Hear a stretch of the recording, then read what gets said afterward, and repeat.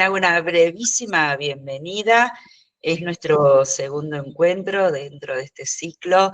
La verdad que lo que hemos ido recibiendo tanto en el Consejo Profesional como en la carrera de Trabajo Social de la UBA, que somos las dos organizaciones que estamos coorganizando, han sido buenas devoluciones, no solo que realzan la explicación que tuvo Sofi, que fue clara, que fue dinámica y que aclaró muchas cosas, sino también por el lado de un tema que empieza a tratarse, que empieza a ser un tema fuerte vinculado a la formación, a la intervención, a las posibilidades que abre, y que deja un montón de preguntas abiertas, y eso en sí mismo nos parece muy bueno, porque nunca ningún tema se puede acabar en 2 encuentros, y menos esto que todavía está en pleno desarrollo. Así que hoy, incluso, que el tema de inteligencia artificial, creo que más aún nos va a dejar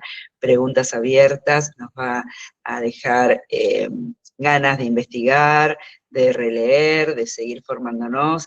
Así que, bueno, muy bienvenida, ya hay 62 en sala, personas. Queríamos comentarle con Mari que la primera conversación que tuvimos con este tema de la semana pasada está subida, grabada y subida, tanto al canal de YouTube del Consejo como en el canal de YouTube de la carrera de Trabajo Social de la UBA. Así que si quieren volver a escucharlo o pasarle el link a compañeros que no hayan podido estar y que estén interesados, ahí está, disponible y esperando ser revisado, remirado y disfrutado. Así que sin más, para no seguir entreteniendo con otros temas, le pasamos a Sofi la palabra. Vayan si quieren preguntando. El otro día abríamos el micrófono y se armaba conversación, y está bueno que así sea. Si alguien no se anima o no quiere interrumpir y quiere volcar alguna pregunta en el chat, también, sobre todo Cristian, va a estar ahí muy atento al chat para reponer alguna duda, para que no se quede perdida en el chat. Y si no, también levantan la mano y cuando Sofi termina la idea, da la palabra y conversamos. Bueno, muchas gracias a todos los que se hacen este ratito en la tarde, sobre todo a Sofi, que nos comparte su conocimiento, y bueno, y a disfrutar del momento. Gracias. Bueno, gracias, Sora, por la presentación y de vuelta gracias tanto a vos como a Mari por el espacio para generar estos encuentros de compartir un poco lo que sé sobre ciencia de datos, lo que también seguramente ustedes traen, porque ya varios en el encuentro anterior venían con experiencias, venían con dudas, y bueno, poder dinamizar estos espacios para intercambio me parece que son buenísimos y que potencian mucho nada, el consejo y la facultad y en lo cotidiano nuestro de nuestra profesión. El día de hoy la idea es trabajar con inteligencia artificial. La pregunta es si es aliada o enemiga. Antes de que me olvide, al finalizar estos encuentros, vamos a mandar tanto las presentaciones en formato PDF como un formulario que es anónimo y que nos sirve para saber cómo fue la recepción por parte de ustedes de la charla y conocer si hay interés de profundizar con alguno de los temas que vimos tanto la vez pasada como los que vamos a ver hoy. Así que, nada, les pedimos si pueden completarla con total sinceridad el formulario, y también si tienen ganas de seguir profundizando con algún tema, bienvenido sea. Así que voy a empezar a compartir un poco la presentación.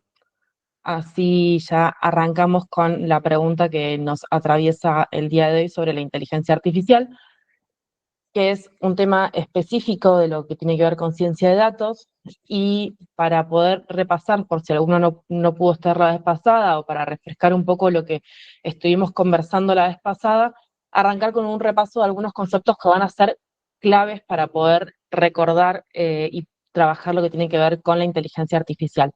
En primer lugar, el concepto de dato, que lo vimos mucho la vez pasada y hoy lo vamos a volver a trabajar nuevamente. Y me quedé pensando en una intervención que hizo una compañera que no sé si pudo estar hoy presente, sobre la ciencia de datos y nuestra intervención, y cómo a veces las intervenciones o lo urgente de las dinámicas en nuestros trabajos hace que nos dificulten pensar en estas construcciones de ciencia de datos. Y si bien es cierto que la ciencia de datos trabaja con datos ya existentes, también hay un trabajo nuestro de poder identificar qué preguntas, qué intereses tenemos para poder empezar a recolectar esos datos.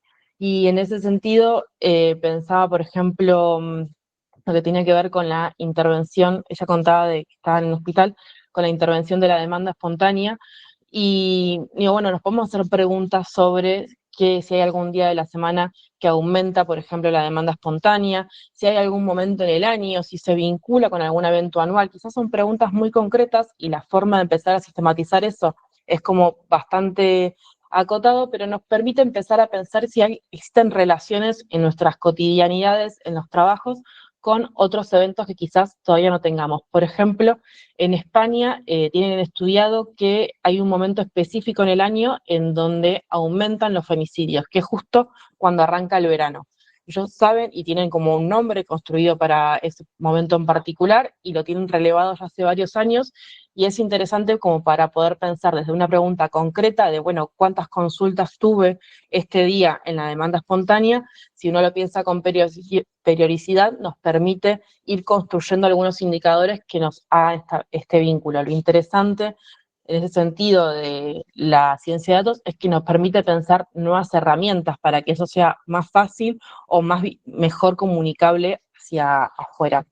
Eh, pero bueno, volviendo con las definiciones del concepto de dato como concepto de conocimiento, con este ejemplo de cómo traerlo a la cotidianidad de nuestros trabajos, y también recordar el dato como con un valor económico y político, que esto en inteligencia artificial es clave y se debate constantemente y es una tensión que se encuentra en todos los niveles respecto a los datos y al uso de la inteligencia artificial.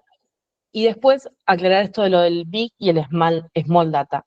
Small Data sería el ejemplo que di recién de la construcción de datos específicos, buscados, chicos localizados o focalizados, mejor dicho, y el Big Data pensaba en esto de grandes y masivos volúmenes de datos que ya requieren para poder almacenarlos, por ejemplo, una infraestructura muy específica y un desarrollo ya que supera quizás la individualidad de los proyectos. Entonces, estas dos ideas de datos que me parecía que estaba bueno recordar, y por otro lado, otro concepto que es fundamental, que encontré este gráfico que me pareció bastante simpático para poder recordarlo, que tiene que ver con el aprendizaje automático supervisado. Em, ¿Por qué es importante esto? Porque la inteligencia artificial es un subcampo del aprendizaje automático supervisado, o sea que sus bases se encuentran en esta idea. ¿Qué era lo que hacían estos modelos de aprendizaje? Bueno, yo les voy a dar, por ejemplo, como ven en la parte de arriba, en esta parte de acá, un conjunto de datos que son imágenes, y les voy a decir al programa que la primera es la gallina, la segunda es un gato y el tercero es un perro. Con estos datos, el modelo aprende a partir de un algoritmo para que cuando yo le dé un conjunto de datos donde no va a decir qué es cada imagen, puede identificar de forma automática cuál es cada una. Esto sería como la idea atrás del aprendizaje automático, que también lo veíamos en el ejemplo del video sobre detección automática de discursos de odio, donde le iba marcando qué mensaje era de odio y qué mensaje no. Esto es similar con imágenes en este caso. Entonces, teniendo en cuenta este mini y veloz repaso sobre estos dos conceptos, la pregunta es, ¿qué es la inteligencia artificial? Como les adelantaba, es un subcampo del aprendizaje automático. ¿Y a qué se debe el nombre de inteligencia artificial? Es porque es una disciplina que busca de alguna manera simular la inteligencia humana, o sea, en el sentido del proceso del razonamiento para llegar a estas conclusiones o a las predicciones. Es el centro del debate en este momento y la discusión en todos los ámbitos, sobre todo por la capacidad generativa que tiene, que a su vez esta inteligencia artificial generativa es un subcampo de la inteligencia artificial, como para tomar dimensión de lo complejo que es el campo y sus varias aplicaciones que tiene. Y la inteligencia artificial en este momento toma gran relevancia por esto que decíamos también la vez pasada, de los grandes avances en los últimos 10, 20 años sobre el poder de cómputo, la disponibilidad de los grandes volúmenes de datos y el procesamiento. O sea que vuelven esto que yo la vez pasada decíamos, bueno, ¿por qué ahora la ciencia de datos y estos tres momentos? Bueno, sigue siendo parte, como es un subcampo, de la explicación de por qué la IA ahora toma tanta relevancia. ¿Dónde encontramos inteligencia artificial? Bueno, traje algunos ejemplos de dónde hay inteligencia artificial, algunos que quizás ya sabemos, como ChatGPT, otros donde se aplica inteligencia artificial son en cualquier aplicación, programa donde nos recomienda cosas en función de nuestros gustos, como puede ser Netflix, que le ponemos dedito para arriba si nos gustó una película, o dos deditos para arriba si nos gustó mucho, que es como la forma que tiene de ir clasificando. Bueno, utiliza inteligencia artificial para después recomendarnos nuevas series y películas, y esto sucede en otros programas de este estilo. Otro ejemplo bastante conocido son las aplicaciones de los mapas, en todo lo que tiene que ver con Google Maps en este caso, pero en todo lo que tiene que ver con GPS está la inteligencia artificial atrás. También podemos poner como ejemplo la escritura predictiva. No sé si les pasa cuando están escribiendo un mensaje en WhatsApp o a veces en los correos también sucede que vamos escribiendo y nos sugiere la palabra que le continúa. Bueno, eso es a partir del aprendizaje de cómo escribimos nosotros y cómo vamos construyendo nuestros mensajes, que nos va sugiriendo nuevas palabras o las palabras que cree que son más seguras que nosotros digamos. Y en relación al lenguaje, hay otros usos que son en los asistentes de Google y Siri, por ejemplo, en el caso de la manzanita, y les traigo un video que a mí me resulta bastante divertido, espero que ustedes también, como para descontracturar un poco este momento sobre el uso de la IA. Atentos a esta conversación. Estoy aquí para ayudarte. Puedes conocer a Siri en apple.com/es. Pues vale, pues voy a conocer a Siri. Ya conozco a Siri.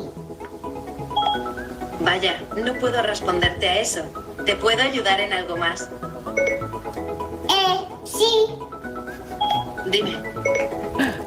Pues en recoger las cosas. Claro, hombre. Creo que no te entiendo. Creo que no te entiendo. Porque eu falo en galego, sabes, Siri? Claro, eu falo en galego, sabes, Siri, hablo en gallego. ¿Cómo no se le ha ocurrido a la marca de la manzana incluir el gallego? Bueno, este video corto sobre la niña intentando usar el asistente de Siri habla un poco de algunos debates que hay hoy en torno a de dónde o cómo construyó el aprendizaje estos programas que utilizan inteligencia artificial.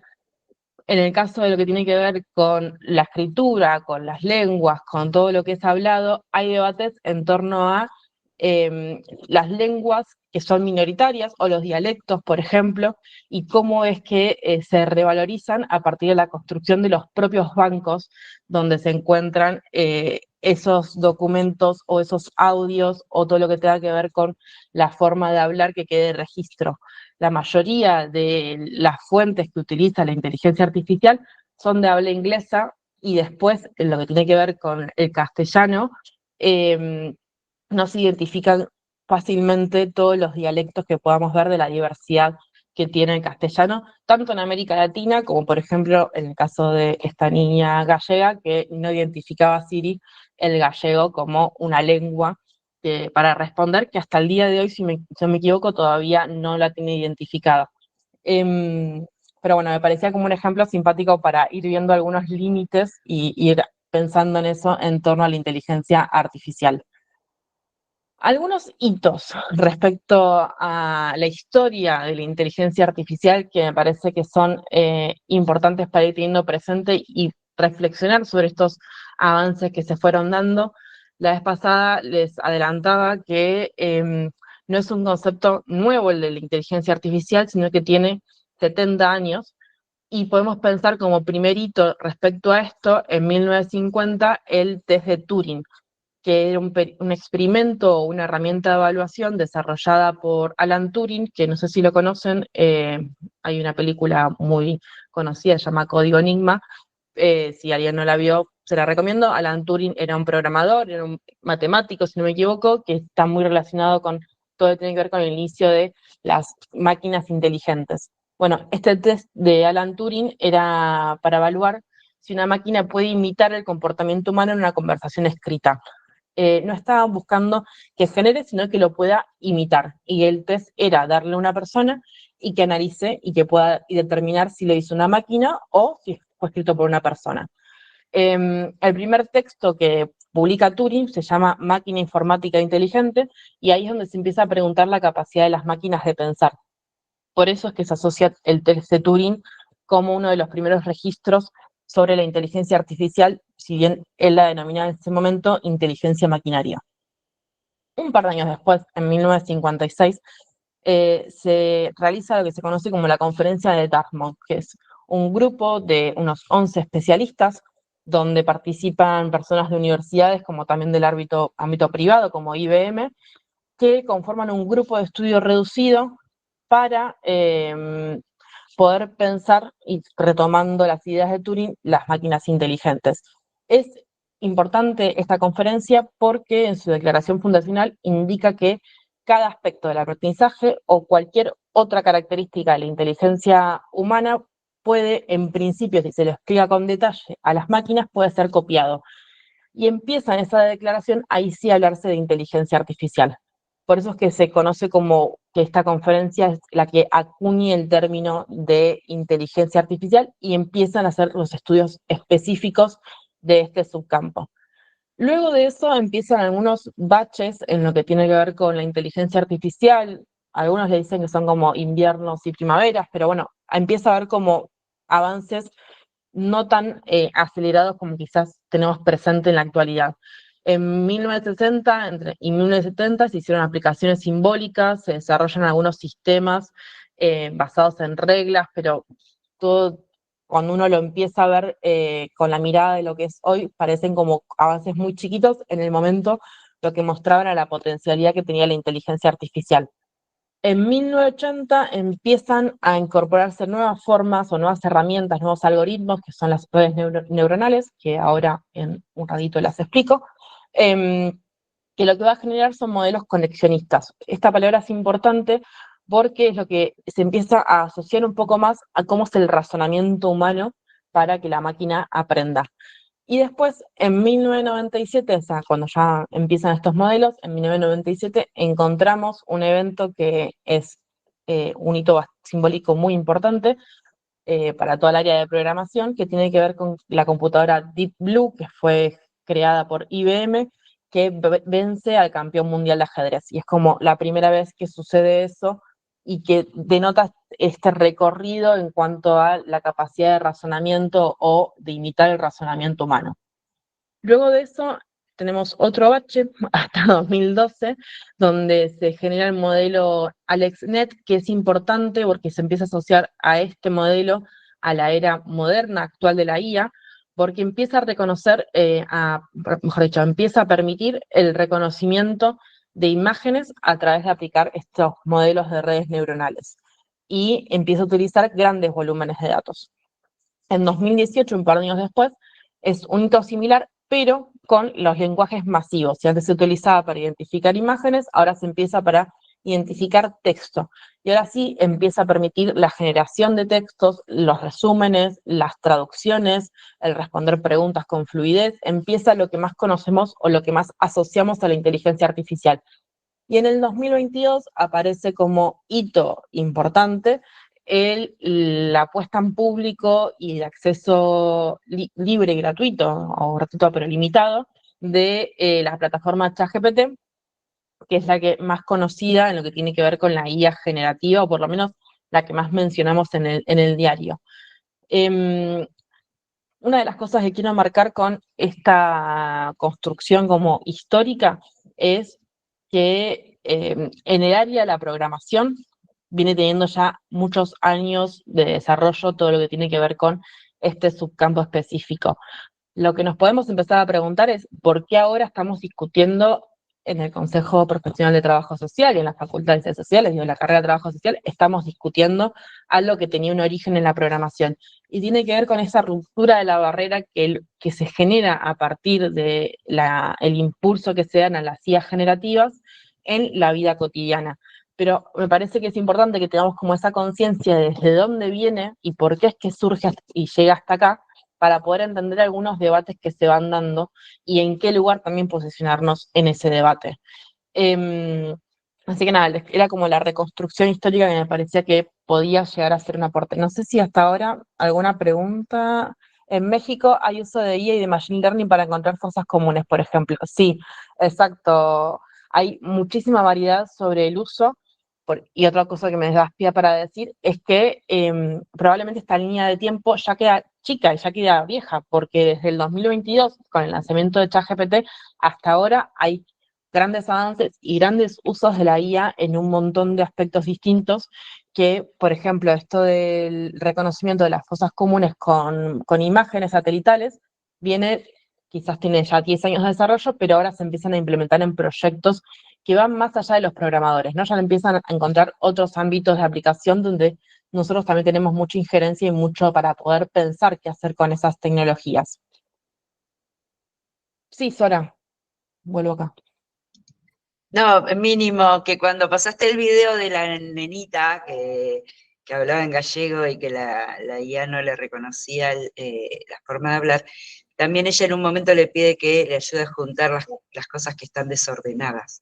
Y si bien es parte de la misma cosa simpática del video, creo que ahí hay, sobre todo para nosotros trabajadores sociales, un gran elemento distintivo, ¿no? Que es la barrera entre lo que sí soluciona la IA y lo que aún, no sé, si en otro momento se generan robots o cosas raras así, veremos qué sucede con la intervención, pero hoy por hoy la IA dialoga con nosotros en determinadas cuestiones, pero no reemplaza otras determinadas cuestiones de la intervención, o por lo menos me parece una buena pregunta o un buen elemento para el debate.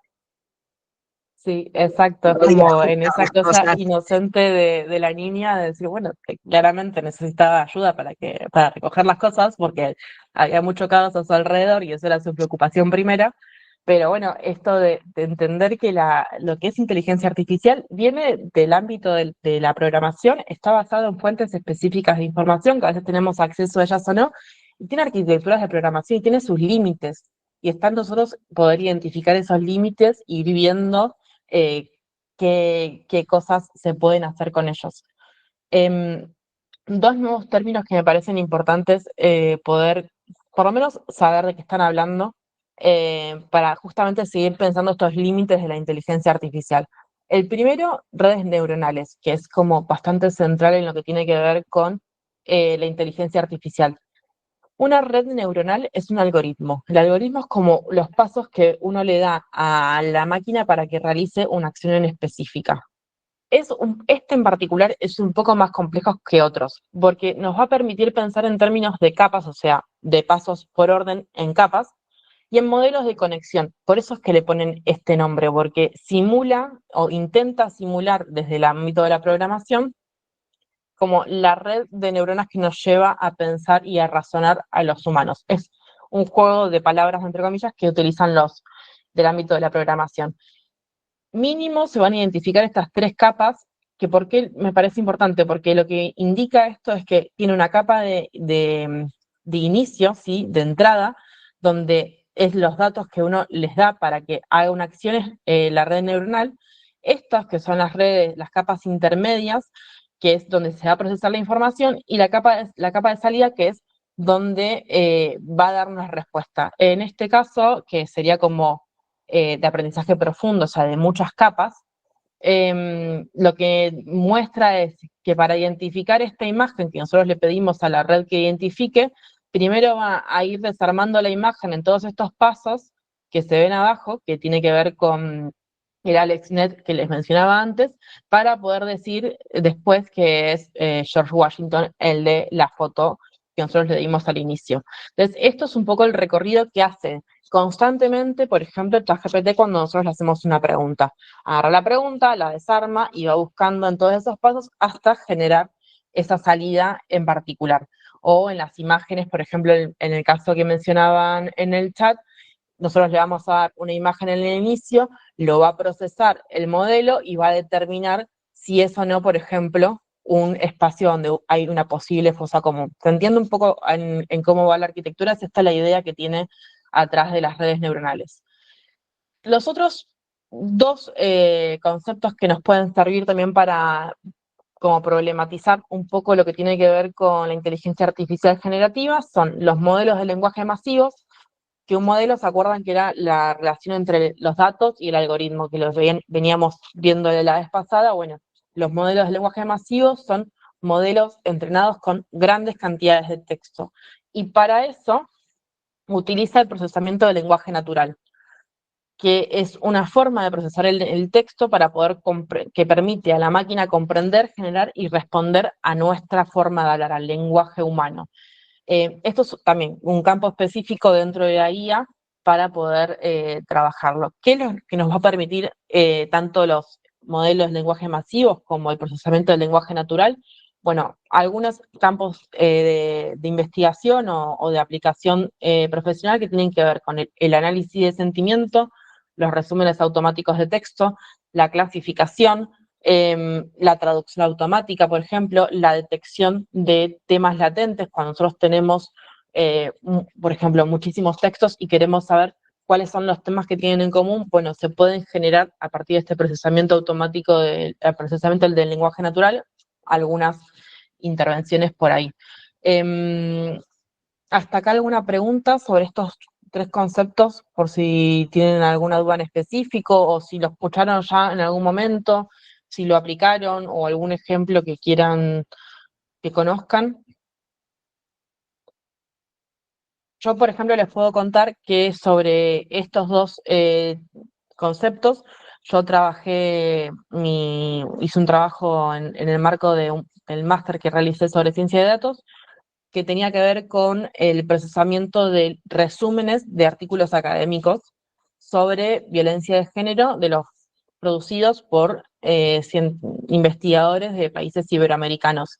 Y para eso lo que yo le había pedido en su momento al programa, lo que programé, era para que pueda identificar de todos los resúmenes cuáles eran los temas que estaban latentes. Y, por ejemplo, dos grandes temas siempre tenían que ver con derechos humanos y violencia de género, otro con salud y género, pero después de forma automática también identificó que había temas vinculados a los nuevos espacios donde se desarrollaban violencia o nuevos espacios contemporáneos, porque empezaban a aparecer palabras más vinculadas a lo cibernético, entonces aparecía acoso cibernético, los nuevos espacios para aplicación de violencia, eran una serie de palabras que quizás, si yo tenía que leer, que eran 11.000 resúmenes, no podía con el ojo humano identificarlo, pero a partir de aplicar estos programas, facilitaba el poder encontrar estas conexiones. Después está en el trabajo de uno como profesional y como investigador, darle un contexto y analizar por qué suceden estas cosas, pero sí es cierto que son algunas herramientas que nosotros que trabajamos mucho con la cualitativo, son bastante útiles para poder pensar espacios donde aplicarlo. Bien.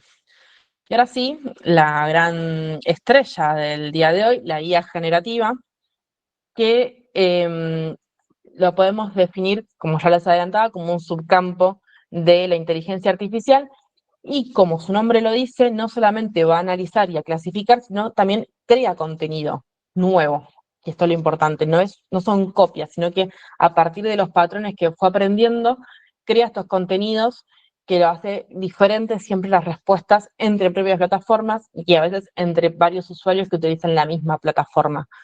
¿Qué es lo que va a poder generar la IA por ahora? Textos, imágenes, audio, video, código. Me parece que es algo bastante interesante, sobre todo para nosotros que quizás no queremos, que nos interesan estos temas, pero no vamos a hacer una carrera en programación. Bueno, hay IAs específicas que nos ayudan en la construcción de código. Por ejemplo, Google tiene un entorno para ejecutar Python, que es un lenguaje de programación, que si detecta que tenés un error en el código, te lo marca y te da alternativas para solucionarlo. O te dice, bueno, tuviste un error y se soluciona de esta manera. No reemplaza el conocer por lo menos las bases teóricas de la programación o las bases prácticas de la programación, pero sí es una ayuda para quienes queremos empezar a incursionar y no tenemos el tiempo ni las habilidades para hacer toda una carrera de programación de sistemas de cero, sino que quizás nos facilita un poco en lo que a nosotros nos interesa, que tiene que ver con el procesamiento de datos. Bien, esto entonces son los 5 elementos que dijimos que la IA puede generar, y las plataformas de acceso público quizás más conocidas marqué estas 5, por lo menos me parece que son las más conocidas desde mi punto de vista. Quizás hay otros que utilizan otras y las pueden ir compartiendo en el chat, a ver si tienen experiencia con otras plataformas. La primera, ChatGPT, que la tenemos acá, que quizás no necesita mucho más presentación, es la más nombrada en este campo, y es de la empresa OpenIA, que está siendo bastante nombrada en estos días por proyectos que al parecer iban a iniciar en Argentina con OpenIA. Todavía creo que no hay nada definido sobre eso, pero sí estuve leyendo algunas noticias estos días sobre eso. Después tenemos Copilot, que es de Microsoft, Gemini, que es de Google, DeepSeek, que en su momento generó bastante revuelo cuando se publicó. Yo en particular no la probé mucho, así que no tengo experiencia con ella. Y Perplexity, que quizás no es la muy conocida, para mí es una herramienta súper interesante, y les traje un par de ejemplos con Perplexity, y hace poco incluso lanzó su propio buscador que se llama Comet, que se propone como el primer buscador que tiene integrada 100% IA para el usuario. Bueno, una de las cosas que decíamos sobre la definición de la IA generativa es que responde y va a crear siempre a partir de su propio entrenamiento. Y esto implica que va a responder a partir de sus propias fuentes o datos y de su propia arquitectura. Por eso van a ser distintas siempre las respuestas entre ellas. De la parte de programación, la verdad es que no es nuestro momento para problematizar por qué es que tienen estas cosas distintas. No es de nuestra disciplina, no es de nuestro interés, pero sí podemos discutir la parte de las fuentes del entrenamiento, o sea, los datos con los cuales nos va a responder. Y seleccioné 3 plataformas para poder problematizar un poco esa. Bueno, gracias, Yaisa, no hay problema, la presentación va a ser subida después en los canales. Y entonces decía, 3 plataformas que son ChatGPT, Copilot y Gemini, seleccioné para este momento de la presentación, y le hice a las 3 la misma pregunta y el mismo día, casi que con minutos de diferencia, que es, ¿qué es una política social? Y bueno, me respondieron estos. Tenemos por un lado el de ChatGPT, que me respondió, hizo una... Yo la verdad que confieso que mucho no la uso. ChatGPT es de mis 3, es la menos utilizada. Pero bueno, por eso quizás me dio una respuesta así como medio escueta. A todo esto yo hice las consultas sin estar logueada, para que no interfiera en las respuestas y me lo dé por lo menos lo más neutral posible, lo más distinto a lo que yo ya algunas las utilizo. Entonces, ChatGPT da una respuesta como bastante general, va a hablar de condiciones de vida, de grupos vulnerables, de problemáticas sociales. Es una respuesta donde va a condensar un poco la definición y después va a brindar algunos ejemplos como muy generales sobre programas de salud pública, educación, seguridad social, vivienda, protección de la infancia y la familia, y no mucho más. En cuanto a Copilot, sin pedirle yo ningún tipo de formato en específico, va a dar una definición como conceptual bastante acotada al principio, pero además le agrega un plus, que es que identifica como subejes del análisis y nos va a dar objetivos de la política, ámbitos de intervención, tipos de políticas sociales, enfoque académico. Y acá vemos una primera diferencia con ChatGPT, que es que nos va a brindar 3 fuentes, que no son oficiales, pero bueno, al menos nos dice de dónde en teoría sacó la información. ChatGPT en general no suele indicar las fuentes de donde construye sus respuestas. Y en tercer lugar, no estoy analizando mucho el contenido, me gusta más, en este momento estaba como identificando más las partes. Por las dudas, si alguien quiere que vuelva y leer las definiciones, me avisa, no hay problema. Y lo que tiene que ver con Perplexity nos da esta única respuesta muy concisa sobre lo que es la política social, pero tiene como un plus para mí, que es que nos da estas 3 cosas que tiene arriba, que son imágenes, fuentes y pasos. Cuando seleccionamos estas opciones, nos va a mostrar, en primer lugar, los pasos del razonamiento que hizo y qué fuentes de consultas utilizó.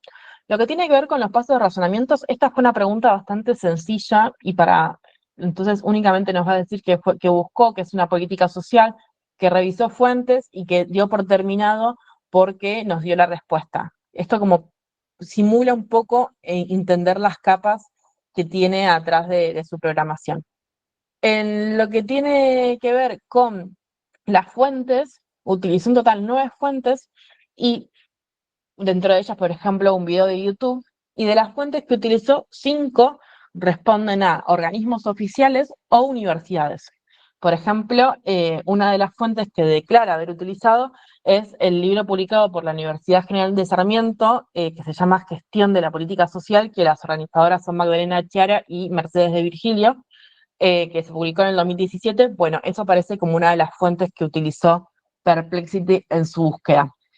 También incluyó documentación de CEPAL y de la página oficial de Argentina y de otros organismos. ¿Qué es lo que voy con esto? Lo que tiene que ver con... antes de pasar esto. ¿Qué es lo que voy con esto? Lo que tiene que ver con el uso de las plataformas, no hay buenas o malas, por lo menos desde mi punto de vista. Todo va a depender de los objetivos personales, de para qué se utiliza y de cómo se generan las consultas. Yo valoro particularmente de Perplexity que al menos declara cómo es el proceso y cómo fueron las fuentes, y que en general estas fuentes son oficiales. Entonces, si bien no podemos conocer con profundidad cuáles son los datos en los cuales se basa, de dónde saca sus fuentes, por lo menos nos podemos acercar un poquito más a esta pregunta. Con ChatGPT no indica ninguna fuente y para mí eso es, en lo personal, un problema. Pero es un problema en el contexto de qué preguntas y qué quiero buscar. Para otro tipo de preguntas, como por ejemplo preguntarle a Perplexity si me puede revisar un texto y que sea coherente, la verdad es que no me interesa tanto dónde se sacan las fuentes y quizás voy más a otras que tienen más desarrollado, por ejemplo, Copilot, todo lo que tiene que ver con la forma de escritura, o por lo menos yo lo tengo entrenado así. Lo aclaro para disipar la idea de que hay buenas o malas. Todo depende un poco de qué es lo que se está buscando y qué es lo que se valora al momento de utilizar estas plataformas. Ahí Vivian dice, ChatGPT lo malo es que no es muy neutral. Cuando uno le pide, por ejemplo, calificar un trabajo que uno hace, no da fuentes por iniciativas, es cierto, hay que especificarle, y si se le pide imagen también es medio regular. ¿Se le puede dar pautas para...? Sí, Mari, se le puede dar pautas para que elija las fuentes, ahora lo vamos a ver más adelante cómo hacer eso. Y ¿puedes escribir el nombre de la plataforma? Sí. A ver, las que yo utilicé para los ejemplos son ChatGPT, Copilot y Perplexity. Que son... los logos de estas son ChatGPT, Copilot, y este es el logo de Perplexity. Eso quería ir, como no hay buenos o malos, todo depende de los para qué de las plataformas y también de cómo se hace la pregunta, que es un tema en específico de investigación que está viendo en este campo, que ahora lo vamos a ver con un ejemplo que traigo más adelante. Otra pregunta,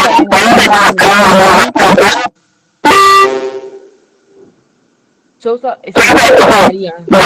Sí, te felicito, Celia, pero muy agradecida por lo que estás haciendo, realmente bien, interesante. Estoy un poco afónica, con lo cual me cuesta bastante hablar, pero pensando en la estructura de la inteligencia artificial y lo que venís trabajando y lo que facilita, yo lo estaba asociando, y en realidad aquí va la pregunta, con relación a la búsqueda de los nietos que aún faltan, nietos desaparecidos, robados, ¿verdad?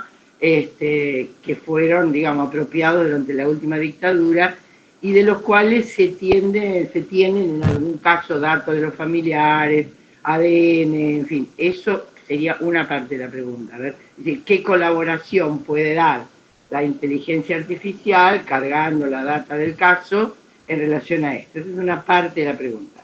Y la segunda parte de la pregunta, asociada también a la cuestión de niñeces que hoy son adultas, derechos humanos, que han sido hermanos, primos, es decir, no son los nietos connotados recuperados, sino algunos que se han movido como por afuera del sistema, pero que han padecido institucionalizaciones y demás. ¿Hay posibilidades de recopilar información por esa vía? Es decir, ¿cuáles son las factibilidades en ese sentido? Gracias. No, a ver, ¿se escucha? Preguntando, no sé. Si querés lo vuelvo a explicar. No, sí,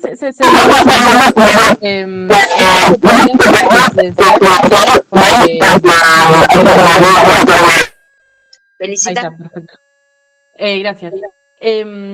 A ver, en los alcances que pueden tener y las potencialidades, sí, las IAs, no conozco del tema en específico del cómo se podría hacer, pero hay herramientas de la IA que podrían ayudar a la detección, por ejemplo, desde las imágenes. Hay mucho desarrollado en lo que tiene que ver con ADN, que es un tema que por momentos entusiasma, pero a la vez preocupa porque hay grandes avances en eso y todavía falta mucha regulación. Lo que es, por ejemplo, detección de imágenes se utiliza ya desde hace varios años. Por ejemplo, no sé si se acuerdan, hay siempre debates en lo que tiene que ver con la detección automática de rostro en vías públicas. Digo, en posibilidades habría, no sé en particular de este tema, porque no he estudiado, pero en principio te diría que la IA podría ser un aporte en eso, con esa capacidad que tiene de gestionar rápidamente grandes volúmenes de datos.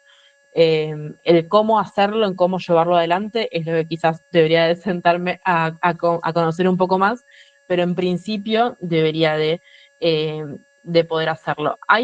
No lo desarrollé en este punto, pero hay ahora bastantes cursos con este tema, que es la creación de agentes específicos de IA, que es que vos podés pedirle a, por ejemplo, en Copilot, que cree un agente, que el agente sería como una especie de chat específico tuyo a partir o de tus fuentes o fuentes propias que te da Copilot, pero como que le haces especial a eso. Hay veces que eso puede ser como algo respecto a dónde tener información y eso se me ocurre, y lo otro que se me ocurrió era con imágenes o con lo que tienen que ver con ADN, pero la verdad es que no sé en específico cómo podría hacerse. Debería de sentarme a hacerlo. En principio te diría que sí, que la inteligencia artificial podría ser un aporte a esa detección automática o esa detección más fácil de determinadas cosas. Atrás están los debates éticos de, por ejemplo, cuando se debatía, todavía se debate al día de hoy, de la detección automática de rostros en vía pública, de si eso es ético o no es ético. Digo, esos son otros debates que se van cruzando a partir de otros proyectos. Eso lo recuerdo perfectísimamente porque se usa de manera indiscriminada y como algo así como para aportación de rostro, vení que te llevo preso, digamos. Cierto que habría que debatir la cuestión ética, pero en este caso el objetivo es claro y de derechos humanos. Y aprovecho que me introduje para preguntarte lo que sigue. Esas otras redes que vos estás, no redes, esos otros, no sé cómo llamarlos, bases de datos que vos estás citando, ¿son pagos, son gratuitos, son posibles de ser utilizados o no? De las plataformas estas, que presento acá de ChatGPT, Copilot, Gemini, DeepSeek y Perplexity, tienen su versión gratuita. Hay unos que también tienen su versión paga. Algunos limitan por cantidad de preguntas que vos podés hacer o por ejemplo, si vos le pedís crear una imagen, quizás con esa sola consulta se agota como tu límite de preguntas que puedes hacer de forma gratuita, pero sí, en principio las 5 vos podés acceder sin problema. La sugerencia a veces es que uno se haga un usuario, pero también hay la posibilidad de utilizarla sin usuario. Y tienen algunas limitaciones quizás en la cantidad de preguntas o en la cantidad de conversaciones.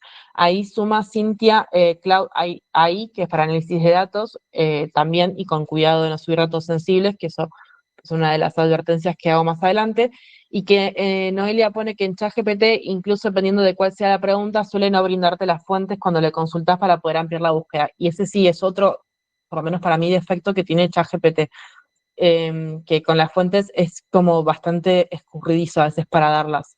Otras dos que lo mencionó Carlos y me da pie para mostrarlas, que son Notebook LM y Research Rabbit.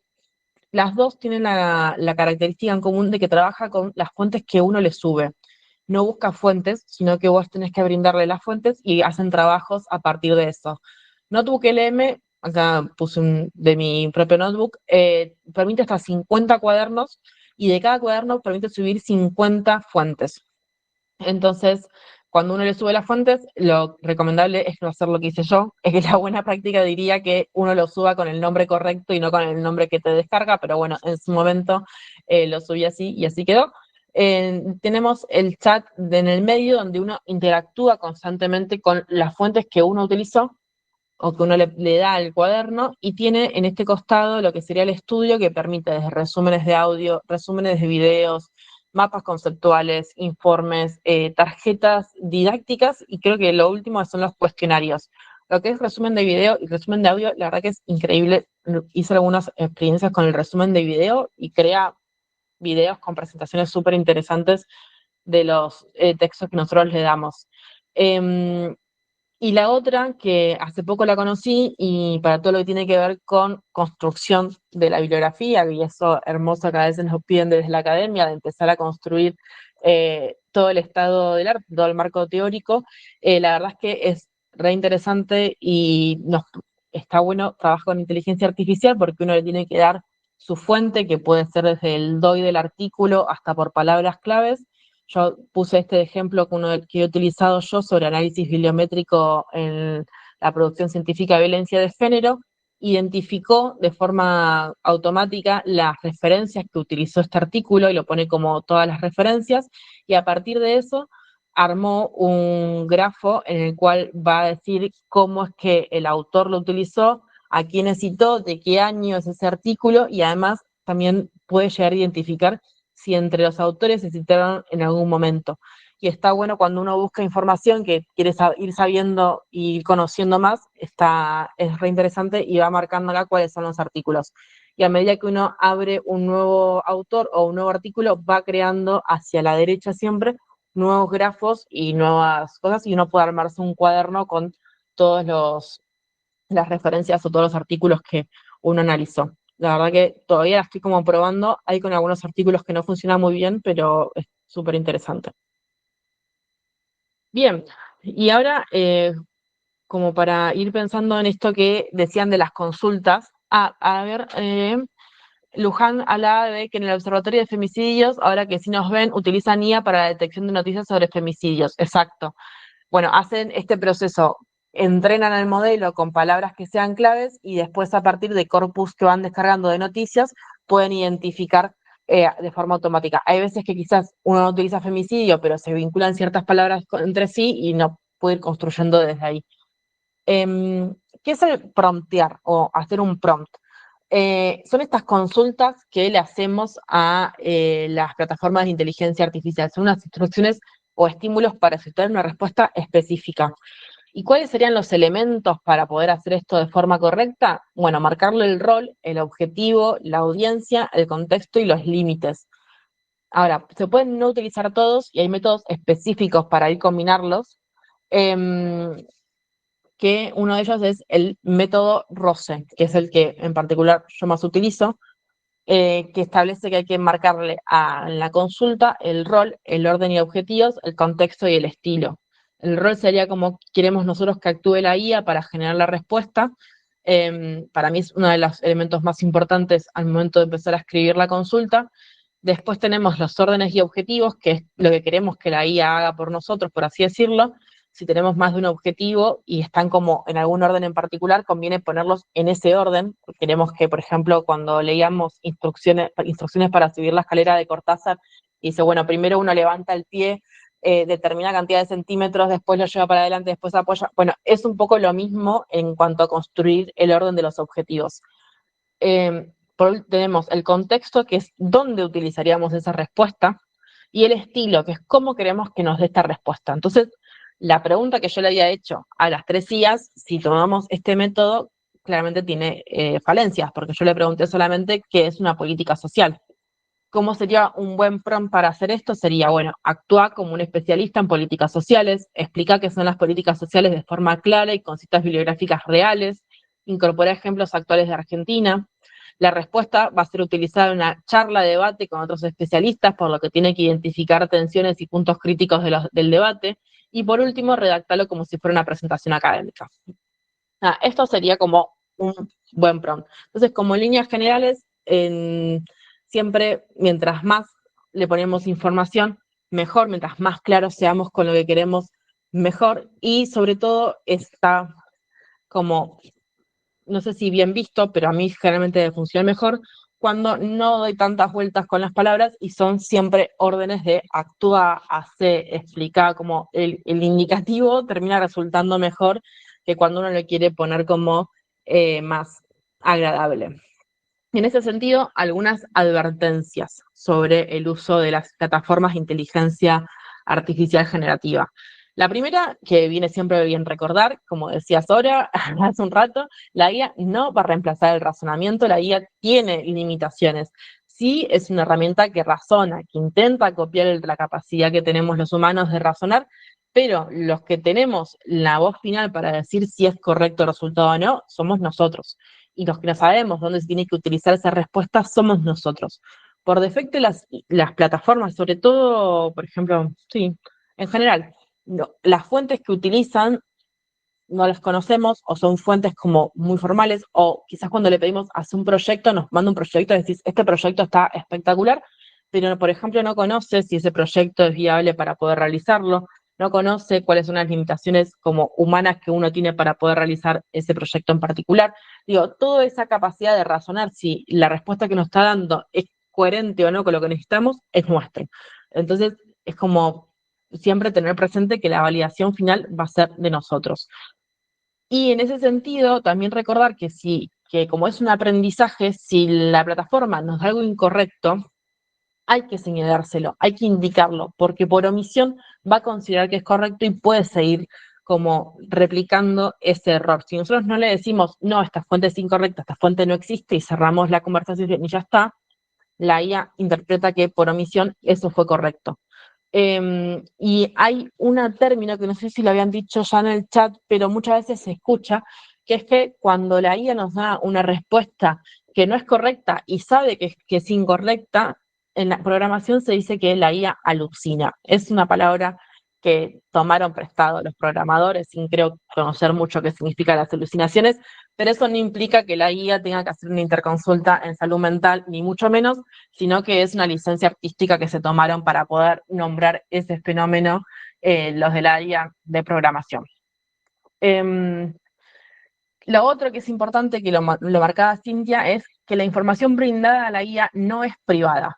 Esto es otro punto bastante clave, que pongo el ejemplo de esa presentación que dice que el 77% de los empleados comparten secretos de las empresas en ChatGPT, lo que compromete las políticas empresariales. Esto es una nota que salió, creo que ayer, en un portal sobre seguridad cibernética, que justamente habla de este problema de que cuando nosotros subimos documentación a la IA, cuando nosotros compartimos datos, la IA los va a tomar para aprender, porque forma parte de su estructura, porque así está pensado. Entonces, nosotros también tenemos como que tener ciertas cuestiones éticas para tener en cuenta al momento de compartir la información, al momento de compartir si queremos saber, no sé, si un informe social está bien escrito, está bien redactado o cualquier otra cosa, digo, bases de datos, etcétera.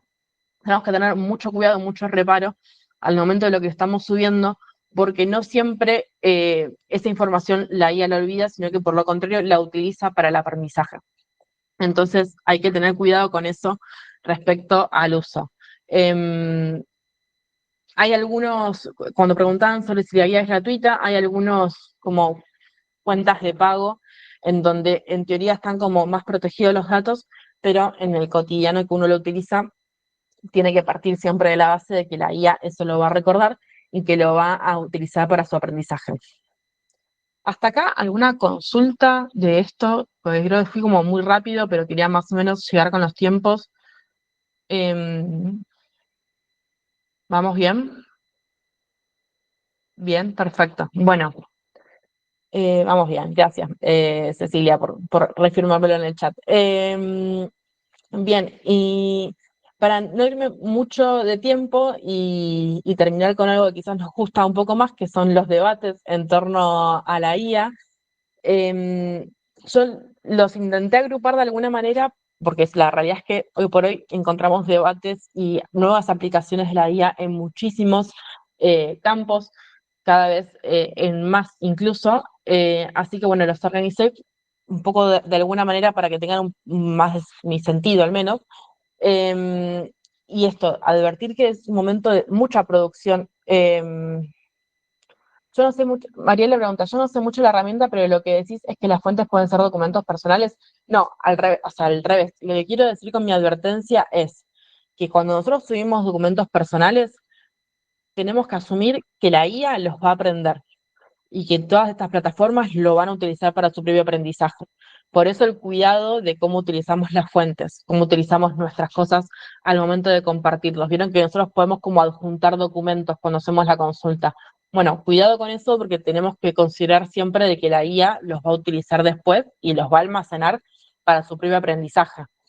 Entonces, si uno quiere compartir porque necesita, no sé, ayuda para poder construir un informe, bueno, compartan la información anonimizándola, haciéndola anónimo, haciendo que no sea identificable, por ejemplo, la información de ese sujeto que estamos subiendo o incluso de la propia nuestra. Digo, que no sea, no sé si hayan visto que había en su momento como causado revuelo porque se decía que lo que uno le comparte a la IA lo podía ser utilizado en un juicio, ¿no? Y que estaban diciendo, bueno, yo le comparto a ChatGPT, le comparto todo lo que hice y todo lo que hago todos los días. Bueno, sí, ChatGPT o cualquiera utiliza toda esa información para poder aprender de si dio una respuesta correcta o no. Entonces todo eso es aprendido y almacenado por las plataformas.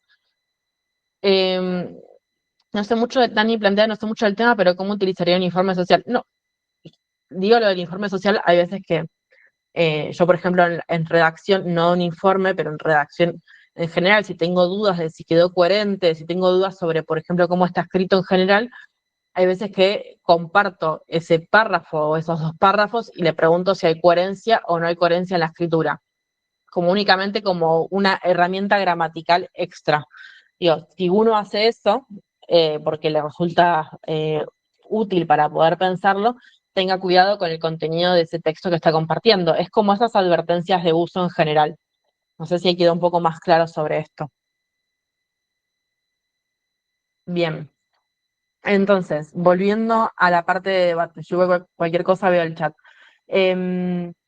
Los organicé en estos ejes. La idea es que cualquiera que quiera hacer una consulta, aportar o lo que fuese, también chat o micrófono, y advertir que esto está tan en auge y hay tanta producción dando vueltas sobre lo que es inteligencia artificial que probablemente haya muchas más cosas para seguir debatiendo, pero bueno, en principio me parecía que estaban buenas presentarlas de esta manera. Estos ejes serían gestión y soberanía del conocimiento, interseccionalidad y derechos humanos, desarrollo e innovación y desarrollo regional y por ende también nacional. En cuanto a lo que denominé como gestión y soberanía del conocimiento, serán todos los debates en torno a cómo se utiliza aquello que produce la IA y que nosotros y las fuentes que utilizan, ¿no? Esto que recién estábamos charlando. A nivel micro, hay debates, por ejemplo, en torno a si existe el plagio a la IA y la originalidad de la producción individual, ¿no? Si yo copio y pego exactamente la respuesta, por ejemplo, que me dio de la política social, ¿estoy plagiando a la IA o no? Digo, porque esa creación, ¿de quién sería? Y a nivel macro, hay muchos debates en torno a la gestión del almacenamiento de los datos y el procesamiento. Y en particular, en lo que tiene que ver con los modelos de lenguaje masivo, sobre todo lo que tiene que ver con lenguas y dialectos, que esto lo decíamos antes en relación al video de la chica gallega, de los bancos propios de palabras. Por ejemplo, en ese caso en particular, desde la Universidad de Santiago de Compostela, se impulsa un proyecto que se llama Proyecto NOS, donde solicitó a un montón de personas de Galicia o a la sociedad de Galicia en general que mande audios para tener un registro de audios de personas hablando en gallego y poder construir esta como alternativa que reconozca e identifique el gallego en las máquinas o en la inteligencia artificial. También en América Latina también se estaban discutiendo, estaban pensando en crear propios bancos con dialectos o con lenguas propias de América Latina, así que son como proyectos muy interesantes para ir viendo y siguiéndolos. Después, en otro caso, tenemos lo que yo denominé interseccionalidad y derechos humanos, que en esto creo que tenemos muchísimo para aportar y desde nuestra disciplina sobre la aplicación de los IA y de los nuevos problemas sociales. La realidad es que cada día está la IA atravesando más barreras o por lo menos se están encontrando en nuevos espacios, tanto sea por la salud, la educación, género, justicia, trabajo. En cada ámbito podemos encontrar avances en la aplicación de la IA. Y la capacidad que tenemos nosotros como disciplina de poder analizarlo desde una perspectiva de la interseccionalidad nos da pie a poder problematizar todos estos nuevos escenarios que se generan. Hay algunas, por ejemplo, problemáticas que creo que habíamos adelantado algo el lunes pasado, pero que repito ahora, que tiene que ver con los sesgos y la discriminación algorítmica como nuevos problemas asociados al uso de la IA, y que también se vincula con el análisis de datos en general. Y también, por otro lado, empiezan a aparecer nuevas formas en las cuales se ejercen violencia. Por ejemplo, en este caso en particular traje la nota de un caso en Córdoba de deepfake. El deepfake es cuando se utiliza la IA generativa para hacer contenido que es falso con quizás elementos que son reales. En este caso es un joven de 19 años en Córdoba que se presentó como que va a ir a juicio por crear con inteligencia artificial imágenes de 16 compañeras, imágenes pornográficas falsas de 16 compañeras menores de edad. Entonces, a partir, ya viene teniendo como un año todo este proceso judicial, recién ahora se habilitó para que llegue a instancia de juicio, pero bueno, empiezan a aparecer estos nuevos problemas que nosotros tenemos que, por lo menos, conocer de dónde parte la tecnología, o por lo menos creo yo, de dónde parte la tecnología, de cómo funciona, para poder pensar cuáles son las implicancias y las repercusiones en la sociedad. No sé si lo conocían en este caso, pero bueno, fue como está siendo bastante interesante para seguirlo. Después, en otro punto, como tercer elemento, perdón, lo que tiene que ver con desarrollo e innovación, como decíamos, los datos tienen un valor económico y político. Y en ese sentido, la utilización de la IA está puesta como un foco en el desarrollo y la innovación. Todo lo que tiene que ver con pensar la organización del trabajo, de la investigación, de todos estos dos grandes ámbitos, como para nuclearlos, donde la IA aparece como un elemento donde se alienta en el uso desde los espacios de financiamiento de proyectos, ¿no? Como que hoy parece que todos los proyectos tienen que contener alguna herramienta de la IA para pensar la financiación.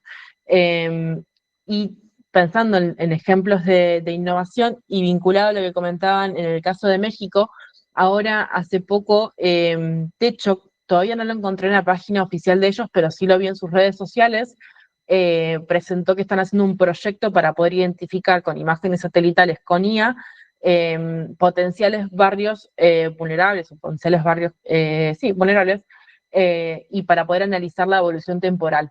Y eso, como las imágenes satelitales pueden tenerlas casi que en tiempo real, podrían hacer un monitoreo constante de la situación. Estos usos, como contaban en el de México, en este en particular Techo lo está utilizando para seguir ese tema en específico, como ideas de innovación y desarrollo. Y por último, bueno, no se ve la imagen, a ver, bueno, ahora veo si se puede, voy a probar así. Bueno, va a quedar chiquitito, pero porque la imagen es justo, nos muestra bastantes cosas. A ver si lo puedo volver a compartir desde ahí. Un segundo con cuestiones técnicas. Acá está. Presentamos. Presentación, a ver si me queda. Ahí está, ahí volvimos. Bien, lo que tiene que ver con el desarrollo regional, ahora sí. En América Latina, según varios informes, hay diferentes fases en los países. Por ejemplo, en términos de desarrollo propio de inteligencia artificial, ponen a Chile, Brasil y Uruguay como los 3 principales países que están haciendo proyectos en relación a eso. Y a otros informes plantea que el resto están como en estado de exploración y de la aplicación de la inteligencia artificial.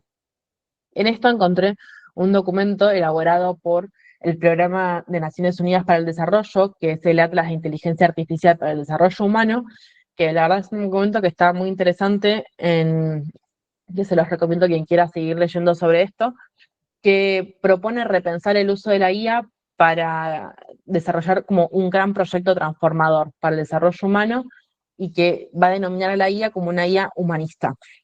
que es un gran debate que hay en torno a eso, en cómo se concibe a la IA en la sociedad.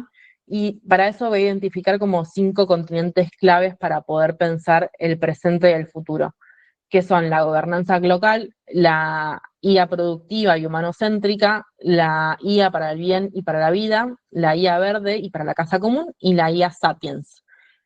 Y en ese sentido, como para hacer como rapidito lo que tiene que ver con cada uno de los continentes, que las cosas que me parecen más interesantes que plantea este documento, para poder pensar la IA desde la gobernanza, habla de los desafíos regulatorios, un poco lo habíamos planteado la vez pasada, de bueno, cómo se hace para generar regulaciones normativas que contemplen no solamente el uso, sino también las responsabilidades en el uso y las sanciones que haya en el uso. Esto que hablábamos del deepfake hace un poco, termina siendo como bastante novedoso porque todavía no hay normativa que regulen sobre qué sucede si se utiliza la IA para crear imágenes falsas. Después, otra de las cosas que plantea en cuanto a la gobernanza es poder pensar el desarrollo de una IA desde lo multidimensional y lo multinivel, y pone también como en valor la cooperación transfronteriza para poder pensar proyectos que tengan desarrollo como más a nivel regional. Después, otra de las cosas que quería resaltar de este documento, que me parecía que era interesante, era sobre lo que es la IA Sapiens, que quizás empieza a tener un poco más que ver con nosotros. Habla de la idea de pactos sociales, pactos democráticos en cuanto al uso de la IA, resolver un poco la tensión entre lo humano y la IA para poder plantear esta IA humanista, y la moral que hay atrás de todo este diseño, que un poco lo hablábamos, por ejemplo, Soraya y otras de las chicas planteaban el ejemplo la vez pasada, de cómo se construyeron todos los indicadores para poder armar ese tablero de gestión y cómo es esos debates previos a veces de cómo se construyen esos datos. Bueno, también plantear un poco de cómo se construyen estas IAs desde una mirada más moral en el diseño. Y si bien lo que tiene que ver con nuestra área, que quizás es si alguien tiene ganas de leerlo y quiere focalizar en algo, le recomiendo como el tercer punto, que es IA para el bien y para la vida, donde empieza a decir, bueno, ¿dónde son los ámbitos de uso de la IA? Y ahí aparecen la salud, la biología, la seguridad alimentaria, la educación como algunos ámbitos, y pone algunos ejemplos que ya se están usando en América Latina, como por ejemplo en Argentina hay desarrollados algunos sistemas de alerta temprana para prevenir la deserción escolar. Creo que en Chile es que está la predicción de la inasistencia a las citas médicas. En Colombia hay bastante desarrollado sobre detección de cáncer cervical con alta precisión. Y en cuanto a lo que tiene que ver con como otros, como proyectos así como interesantes. Y en cuanto a lo que tiene que ver con la IA verde, que ese es un punto que está bastante en debate, es los impactos que está teniendo estas tecnologías en el ambiente hoy por hoy. Primero, por el uso hídrico. Utilizan muchísima agua para poder funcionar correctamente. Y por otro lado, lo que tiene que ver con el impacto energético. Entonces, lo que propone un poco este documento es promocionar proyectos que ayuden a pensar una IA que de bajo impacto y también a pensar cómo la IA puede ayudar a resolver esto también con identificación de imágenes. Hay en Brasil un proyecto que se llama Previs IA, que detecta zonas de alto riesgo de deforestación a partir de este monitoreo satelital. Entonces, bueno, eso, cómo ir buscando y construyendo este equilibrio con la IA y el ambiente, que también es importante, y que esto también se traduce en cuestiones que tengan que ver con factores de producción y transformación económica. Así que bueno, eso es lo que tiene. Para que Luis tenía una consulta de Luis. Gracias. Una consulta. ¿Se puede sonar descabellada? ¿Hay una posibilidad de usar la ciencia de datos IA como ámbito para generar ingresos extra? Ahora vamos a eso si querés. Y cierro un poco con la idea en general de lo que tiene que ver con este documento. Nada, lo recomiendo. Tiene este nombre, es interesante porque releva un montón de información sobre diferentes ámbitos de desarrollo de la IA y creo que condensa muy bien varios debates y varias cosas que fueron surgiendo también en la clase anterior. Y sí, como para ir cerrando, y ahora vemos después la pregunta de Luis, es entonces si la IA es aliada o enemiga finalmente. O sea, hay muchos debates en torno a cómo se utiliza la IA, y la gran mayoría de ellos llegan a conclusiones o promueven conclusiones de pensar a la IA como una aliada, entendiendo las limitaciones y las advertencias que se extienden a la ciencia de datos en general, que son estas que venimos diciendo de, bueno, ojo con las fuentes, ojo de cómo se gestionan, que los datos no son neutrales, que los datos también tienen un por qué se construyeron, un cómo, bueno, estos debates que están presentes siempre, pero la mayoría de los informes, documentos, apuntan a pensar a la IA como un aliado, entendiendo las limitaciones, advertencias y los problemas que hay de sesgos, por ejemplo, y de discriminación algorítmica que decíamos antes. En lo personal, en cuanto a yo, Sofía, creo que es necesario pensar estos espacios para poder conocer primero cómo es que se conforman todos estos elementos de punto de vista tecnológico, para entender qué hay atrás de eso, y después para poder debatirnos entre nosotros, bueno, a ver qué pensamos en cuanto a nuestra profesión, en cuanto a nuestro trabajo cotidiano, en cuanto a investigaciones. Creo que es importante, que tenemos muchísimo para poder debatir y muchísimo para poder aportar al debate desde nuestra mirada y de nuestra construcción. Yo hace unos días charlaba con una estudiante que creo que está conectada también, que decíamos, bueno, todo esto que nosotros hacemos en lo cotidiano, que tenemos acceso como directo a muchas fuentes de información y que podemos transformar y repensar un poco también cómo sistematizamos nuestras vivas prácticas para poder aprovechar estos temas que están tan en boca, y que tenemos que poder darnos la posibilidad de debate y de pensar en conjunto. Y aprovecho y voy al chat, si alguien quiere abrir el micrófono mientras, aprovecho la pregunta de Luis, que dice si hay alguna posibilidad de usar la ciencia de datos IA como ámbito para generar ingresos extras post trabajo formal. La realidad es que hoy por hoy hay demandas de ciencia de datos, de analista de datos en el mercado, y es como una forma de entender al analista de datos como algo en particular. Un poco la propuesta que yo les hice trayendo esta información es cómo quizás pueden ustedes incorporar en lo cotidiano, no sé si eso genera ingresos extras o no, pero cómo pueden incorporar en lo cotidiano estas herramientas para poder pensar un poco la profesión, y qué cosas facilitaría o no la incorporación de estas nuevas tecnologías o tecnologías relacionadas a la ciencia de datos. No sé si con eso respondo a tu pregunta, o sea, hay cuestiones en particular sobre eso, pero bueno, es como un ámbito laboral específico también. Noelia dice que le parece sumamente interesante incorporar las nuevas tecnologías, ya que nos aportan muchas herramientas, pero hablando de si la IA es aliada o enemiga, creo que me parecería, en vez de la charla de hoy, dependerá de la utilidad y formas de uso. O sea, hay mucho de eso. La IA es una herramienta que tiene sus limitaciones y que pueden tener sus potencialidades. Bibliografía, vamos a pasar con el PPT a una bibliografía también. Lo del prompt, ahora volvemos, y si querés, aprovecho que tiene alguien levantado la mano, estaba primero Lau, si querés ir compartiendo vos, y vuelvo a lo del prompt mientras. Sí, trato de hacerlo breve, pero primero gracias por los dos encuentros, me parece fundamental y estuvieron muy buenos, súper claros y ordenados. Y a mí lo que quizás como que me aparece como una preocupación constante es pensar que estas nuevas tecnologías son un bien social, ¿no? Tanto porque fue producido socialmente, todos los conocimientos, el acervo de conocimientos que se requiere para que lleguemos a donde estamos, así como los costos ecológicos, sociales que tiene, digamos, su propia aplicación, y a la vez cuál es la apropiación, digamos, social y hasta popular que se puede hacer de eso, no solo en el uso, sino digamos, en a quién beneficia ese uso, y veo que ahí hay una distancia enorme, ¿no? Me acuerdo un ejemplo muy, muy chiquito, pero creo que ayuda para ejemplificar lo que quiero decir, que es, en 2020 yo trabajaba en la aplicación del programa Acompañar, y llegó un correo, ¿no?, donde una persona decía, yo hice la denuncia en la comisaría tanto de Avellaneda, ¿a mí me va a tocar? ¿No? Era la pregunta que venía.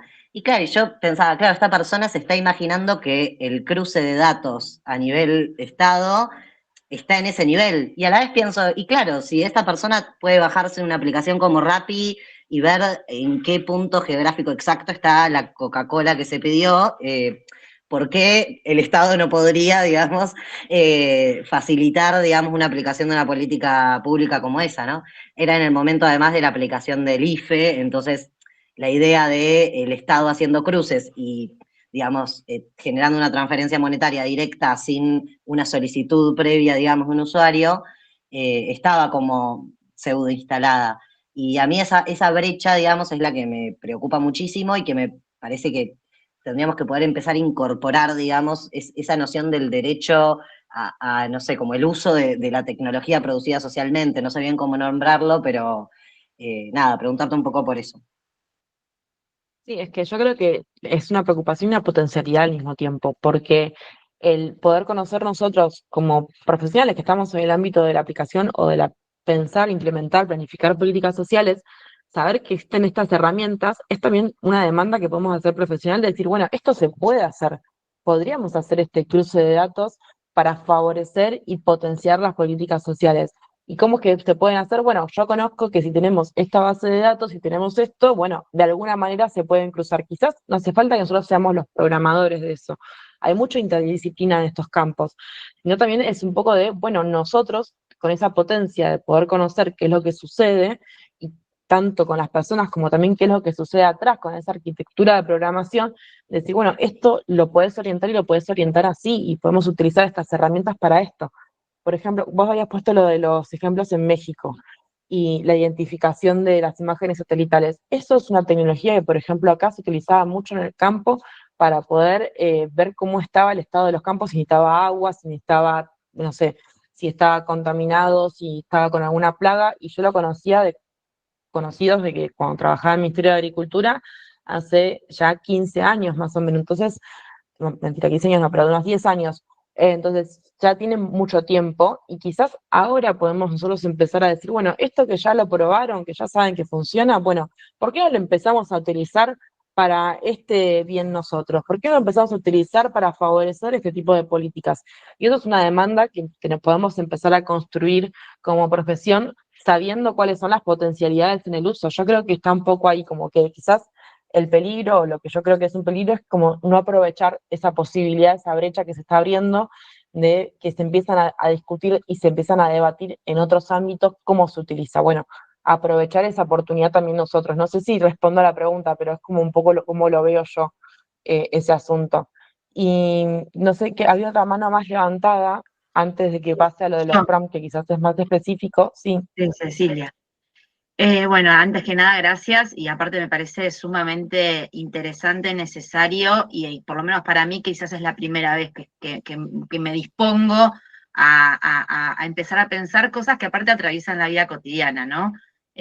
Uno usa inteligencia artificial sin quererlo incluso, así que en ese punto me parece muy interesante lo que estás trayendo y este espacio, así que agradezco a las dos instituciones, me encantó.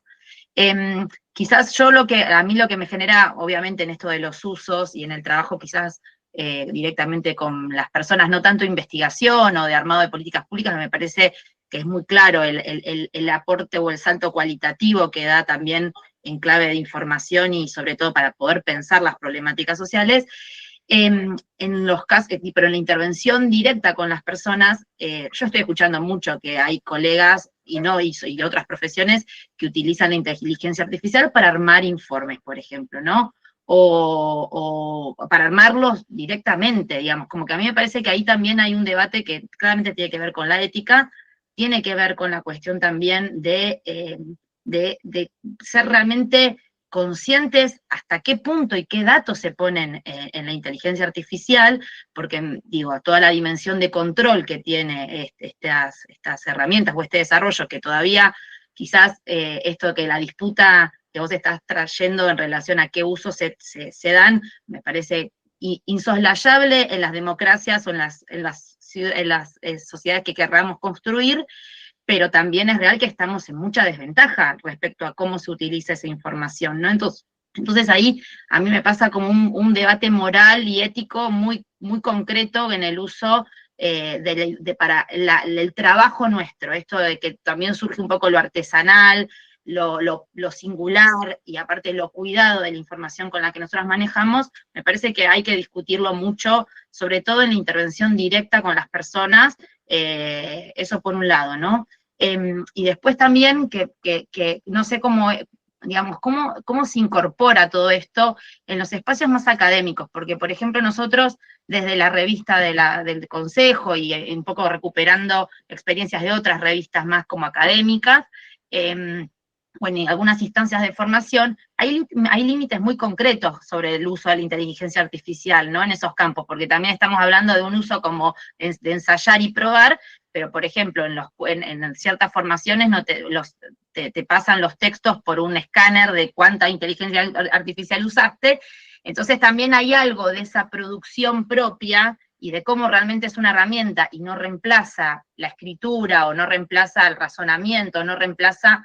las decisiones que una toma, tanto en una intervención como en un escrito político, digamos, o académico, que en algunos ámbitos eso se está como también cruzando mucho. Entonces, no es que se usa en algunos espacios deliberadamente. Entonces, también eso me parece importante tenerlo en cuenta a la hora de no sé, métodos de incorporación de la inteligencia artificial, en qué aspectos se incorpora, no tanto para reemplazar la escritura, que me parece que tiene que ver con la también soberanía de las disciplinas sobre lo que están haciendo y están evaluando, ¿no?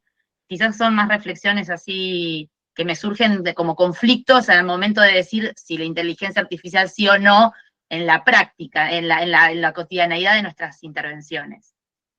Sí, es que esto que decís, don Ceci, es muy parecido a lo que plantea Beatriz sobre las buenas prácticas, ¿no? Entonces, poder darnos estos lugares de debatir y de construir consensos de, bueno, qué sí, qué no, de la inteligencia artificial, hasta dónde es un límite, cuándo es una herramienta, cuándo no, y ahora te dejo Sora porque me imagino que estás como con unas ganas de meter bocado con este tema en particular, pero una única acotación que quería hacer sobre esto es que incluso estos programas que se utilizan para hacer consultas de cuánta inteligencia artificial se usó o no, también están en debate. Hace poco encontré una nota que decía que habían identificado que habían puesto prompt en los propios artículos académicos, que quizás no se veían porque estaban puestos en blanco, por ejemplo, letra muy chiquita, que le daba indicaciones a la inteligencia artificial para que se olvide de lo que tiene que estar buscando y que no lo cuente.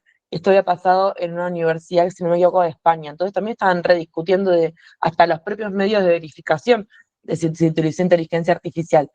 Es todo tan caótico en algún punto que cuesta a veces encontrar esos puntos en común y esos consensos, pero creo que es necesario empezar a establecerlos y empezar a debatirlos. Ahí sí te dejo, Sora, la palabra. Sí, no hay apuro, era solo para sumar un poquito al debate. Nosotros en las unidades académicas tenemos un problema claramente con esto, primero porque en general nuestros estudiantes y nuestras estudiantes saben más que nosotros, son nativos digitales, están acostumbrados a usar la inteligencia artificial en todas sus formas, desde para ver cómo se relacionan con otro, hasta qué música escuchan, hasta usarlo como psicólogo, hasta para jugar, hasta para, no sé, es tan general que también se usa para estudiar. Ahora, nosotros tenemos un problema en comunidades académicas porque todavía no se regula esto, porque todavía está empezando, porque todavía inunda más de lo que se puede planificar su uso. Y ahí uno se entera de diferentes cosas. Hay unidades académicas que le hacen firmar tipo declaraciones juradas a los estudiantes acerca de cuánto se va a usar o no en un trabajo práctico. Porque a diferencia de antes del uso de la inteligencia artificial, había herramientas más eficaces para medir el plagio. En la IA es mucho más difícil, y todavía están poco desarrollados.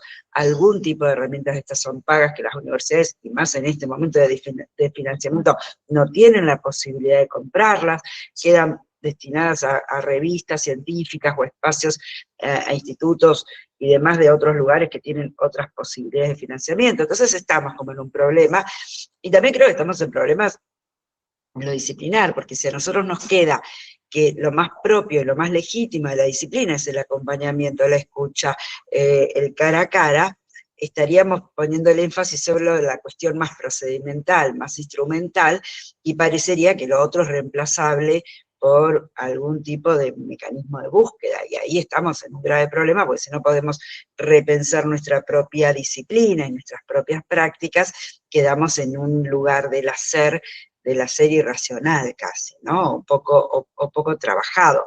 Yo creo que ahí hay muchísimo, nosotros propusimos este espacio casi como un inicio de un camino enorme, y que está bien que nos deje con muchas preguntas, porque en todo caso me parece que hay una dimensión de lo político. Yo ahí quería como poner en un comentario anterior, hemos discutido durante años si necesitamos registros únicos de beneficiarios de políticas sociales o no, porque la mayoría de los registros únicos terminaban siendo un control del gasto más que un potencial de intervenciones. No era tanto para ver si tal persona recibía más de una cuestión y por lo tanto requería algún nivel de interseccionalidad, de intersectorialidad en el abordaje, sino más bien tenían que ver con la posibilidad de decir, bueno, si recibe esta prestación que no recibe esta otra. Entonces, muchas veces resistimos a los registros únicos para que no cayera ese nivel de control del gasto. Ahora, también es verdad de que hoy tenemos tanto lío en las políticas sociales, que nosotros a veces decimos que en un municipio sabe más el banco quién es beneficiario de políticas sociales que el intendente, cosa que no debería pasar. Entonces es verdad que todavía tenemos para adelante un debate enorme, pero que si nosotros lo desvinculamos de qué direccionalidad política le damos y qué posibilidad tenemos como colectivo de marcar algunas orientaciones, nos quedamos usando una herramienta que puede ser utilizada de un montón de formas, ¿no? Y me parece que acá, también con nuestros estudiantes, si bien parece como una cuestión casi romantizada, retrabajar las cuestiones éticas y políticas y el compromiso de transformación que tenemos, se nos vuelve como muy necesario, si no queda como esta cuestión de pongo que es política social, corto, pego, total me da igual, nadie se da cuenta.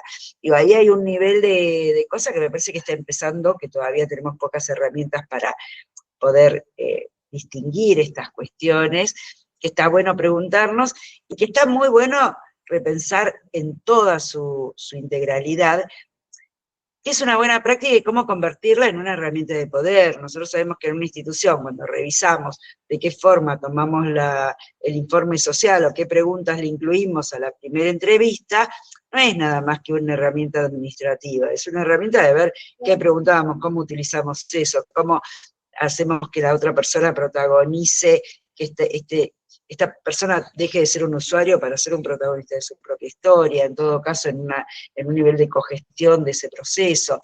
Entonces, me parece de que si nos olvidamos de alguna de estas dimensiones políticas, pasamos casi a ser, en esto de aliada o enemiga, la vamos a tener como aliada, pero en una cuestión de vaciar la disciplina de sus mejores potencialidades y de su mejor tradición, que es su tradición política, ¿no? Y de su mejor posibilidad. En todo caso, sí, aliada o enemiga, siempre la clave política va a ser nuestra mejor aliada, ¿no?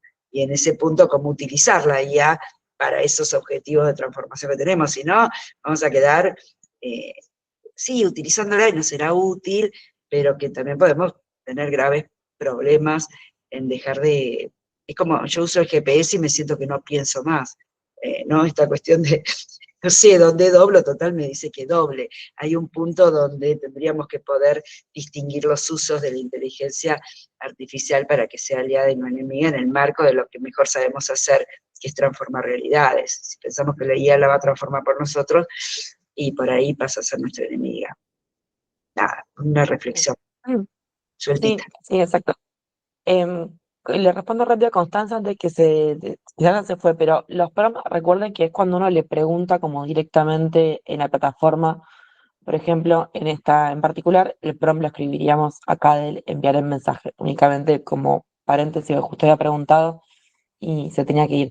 Yo creo que en esto que decís, Sora, también es importante retomar el concepto de vigilancia epistemológica, ¿no? De poder estar constantemente problematizando tanto la herramienta como los conceptos que hay, las cosas que genera, cómo se utiliza. Digo, el objetivo no es la inteligencia artificial, el objetivo son otros, y la inteligencia artificial en ese sentido puede ser o no utilizada como una herramienta que potencie ese objetivo.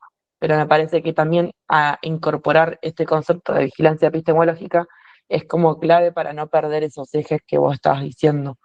Así que, bueno, no sé si hay otras consultas, hay otros reflexiones, sino para que no se vaya mucho de tiempo, empiezo como a agradecerles nuevamente por haberse quedado y por haber sostenido la atención, así que es como muchísimo y la verdad que nos sirve bastante estos espacios, creo, para esto, que se generen estos debates, estos intercambios sobre estos temas. Recordarles que les va a llegar el link del formulario donde van a dar como una devolución de lo que fueron estas charlas y que les vamos a preguntar en particular, así que al final, si tienen interés en profundizar con algunos de los temas que estuvimos viendo, con cuáles, así que nada, sirve bastante que lo puedan completar y que seguramente también les va a llegar los PDF de las presentaciones con algunos documentos que pudimos recuperar del chat anterior y del chat de hoy que les sirvan como links de acceso como para ir profundizando. Alguien preguntaba por la bibliografía, bueno, ahí van a tener algunas cosas de referencia que utilicé yo y que fueron también proponiendo otras personas durante estos 2 encuentros y bueno, seguramente también en breve estará subido al canal del Consejo y de la carrera de Trabajo Social. Así que bueno, no mucho más para decir, sino que agradecer y bueno, seguimos en contacto. Gracias. Gracias, Sofi, y gracias a todos y a todas, y seguimos en contacto, y después de la evaluación vemos cómo seguimos con el tema, que ahí varias compañeras ya estaban pidiendo. Así que bueno, gracias, Sofi. Sora, besitos y besos a todas. Un beso. Chao, gracias. chao, gracias por haberse sumado. Muchas gracias. Muchas gracias. Muchas gracias.